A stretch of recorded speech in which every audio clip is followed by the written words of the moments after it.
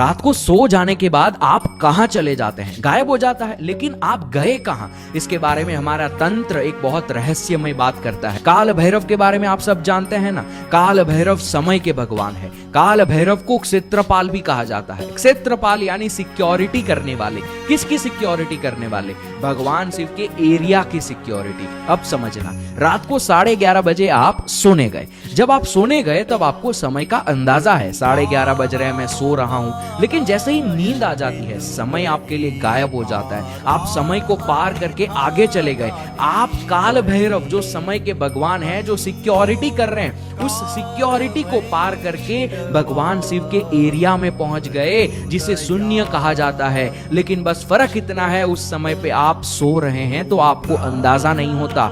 ध्यान में भी बिल्कुल ऐसा ही होता है। जब आप आंखें बंद करके ध्यान लगने का इंतजार करते हैं, तब तक आपको पता होता है कि 5:30 बज रहे हैं, मैं ध्यान कर रहा हूं। लेकिन जैसे ही ध्यान लगता है, जैसा नींद में हुआ सेम टू सेम वैसा आप समय को पार करके आगे चले जाते हैं। लेकिन उस समय पे आप अंदर से जागे हुए होते हैं। इसी को ध्यान कहते हैं। नींद और ध्यान में कोई फर्क नहीं है। अगर ध्यान करने का टाइम नहीं है तो सोने का तो टाइम है ना। रात को जब आप सोने जाते हो तो जब तक नींद नहीं आती, देखते रहो कि नींद आ रही है, आ रही है, आ रही है। जागते रहो अंदर से, और आप पाओगे एक दिन आप जागते हुए सो जाओगे।